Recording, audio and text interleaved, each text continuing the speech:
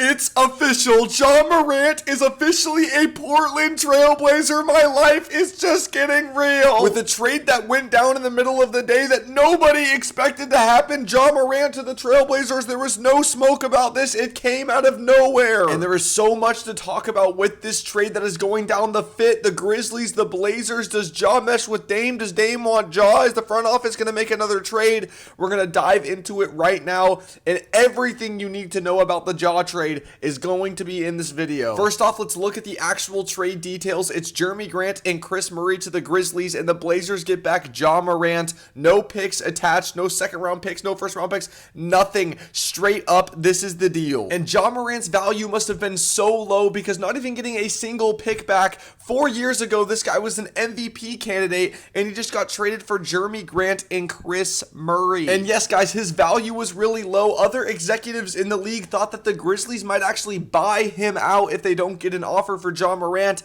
That's how low his value was because the Grizzlies had already moved on from Jaren Jackson Jr. and Desmond Bane, that they knew that the Grizzlies wanted to trade Ja, so his value was so low and they had no leverage. When you're already a rebuilding team, everyone knows what direction you're going, and so everyone knew that Ja Morant was going to get traded, that they wanted him on the trade block, they wanted him gone, so they knew that they didn't have to give up the house or even picks to get him off the team because that's what the Grizzlies wanted anyway. Quickly, we're going to talk about Memphis's return in this trade, which is Jeremy Grant, a wing, a 3-and-D player that can average 20 points per game. He was mainly in this deal because his contract is very large and they could match up with Ja's contract, but they're getting back Jeremy Grant. He's probably just going to be a tank commander vet for this team. And next, they're getting back Chris Murray, Keegan Murray's twin brother, the lefty, the worst of the two twins. And as a Blazers fan, I know a lot about him. I've watched him hoop ever since he's been into the league. And yeah, the stats might not be that good, but he's really not a terrible piece. Chris Murray had a couple games where he was actually super impactful, and this game was very important. The Blazers needed to beat the Clippers in order to lock in that play-in spot, and he had 7.7 rebounds and 6 assists. He's never been able to shoot the three, so he can't do that, but he is a good defender as well, and he has some sneaky bounce. I think he could end up being like the 9th or 10th man on a good NBA team at the peak of his career. But now let's talk about the Trailblazers. Now, everyone is wondering about the fit of Ja and Dame, the two guards in the backcourt that aren't really good at defense but are elite on offense. Will this work out? Will the Blazers want this? Are they looking to flip Ja? What's going on? Well, the Blazers have already came out and said that they want Dame and Ja to start together on this team, which is amazing, but now that has a lot of other questions for the rest of the roster. With the point guard room now looking like Damian Lillard, Ja Morant, Scoot Henderson, and Drew Holiday. Scoot Henderson also being one of those playmaker type players like Ja Morant. It's looking a little bit crowded and like a crazy logjam. Not to mention the Blazers also have Shaedon Sharpe, another shooting guard. He can't really play the point guard and he's a little undersized and not that good defensively to play the small forward, but one of the highest verticals in the league. Him and Ja above the rim will be peak, but that's just another guard on the roster here that might need to get moved. And one of the reasons I'm glad I waited a little bit to make this video is because all of these reports are now coming out that the Blazers believe that Ja, Dame, Drew, and Scoot can all coexist together, playing Holiday more off ball like a shooting guard or his small forward.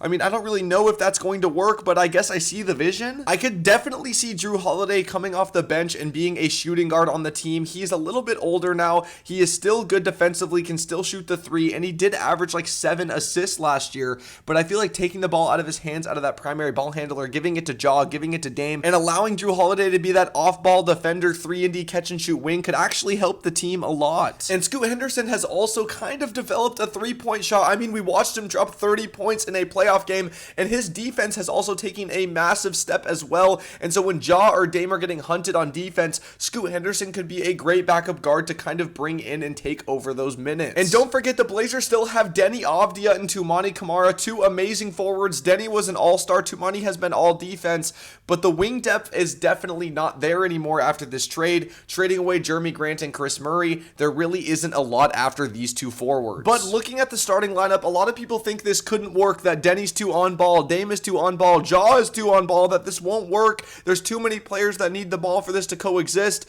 but I disagree. I actually do think it will work. Last year, the Blazers offense was basically Denny and Prey, and when Denny was out with injury, it was Shaedon and Prey, and when Shaedon was out with injury, it was Drew Holiday and Prey, and when Drew Holiday was out with injury, there was no one to play offense, and that is something that the Blazers knew Offense was their biggest issue. The Blazers fans like me have already gone through so many years of Damian Lillard being the only efficient offensive player on the team. He has to average 30 or drop 40 for us to win a game, and we all know that that is not sustainable. You need some help on offense. And I love Damian Lillard as much as the next guy. I've been a Blazers fan my entire life, but he is getting into his late 30s, and he just tore his Achilles, and he's coming off of that now. I don't think he's going to be the same player as he was before. So with Ja Morant, he's able to play more off ball, catch and shoot threes, and I think that's going to suit his game and his age and his body a lot better now. So before the Ja trade, it was really going to be Dame and Denny on offense, and that was pretty much it. You could have Drew Holiday or maybe even a Shaedon Sharpe game here and there,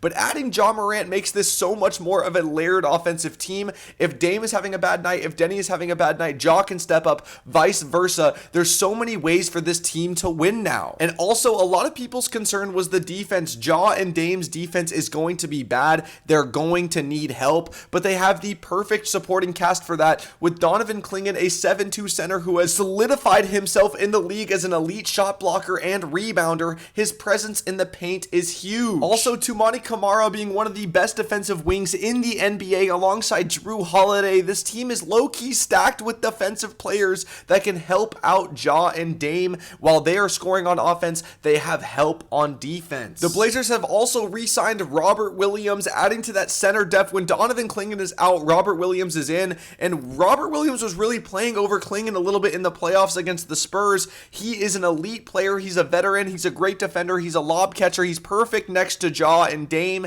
This is just an amazing signing if he can stay healthy. We're also going to talk about Shaedon Sharpe, who is a 20-point per game scorer. Guys, he literally averaged 20 points per game last season, and with this new addition of Ja Morant, he gets pushed down the depth chart a little bit, but that's going to make him way more efficient. He's going to come in off the bench, get 20-25 minutes a night. He's going to get good looks. He's not going to be the main focus point on offense. He's going to be able to do what he can do and nothing more. So while I do think that this roster can work for the Portland Trail Blazers, I do think that there is a move out there that would take this team from maybe a 4 or 5 seed to a 2 or 1 seed. But Shams has reported that we are no longer interested in trading for Jaylen Brown because they view that Ja Morant was actually the big move for this team. But I do think Jaylen Brown isn't off the table. I feel like that's a lot of smoke from the Blazers, maybe trying to gain some leverage, trying to get Boston to call them back, because if this team gets Jaylen Brown, I mean, it's a title contender. And a rumored offer was Drew Holiday, Shaedon Sharpe, Sidy Cissoko, and multiple first-round picks,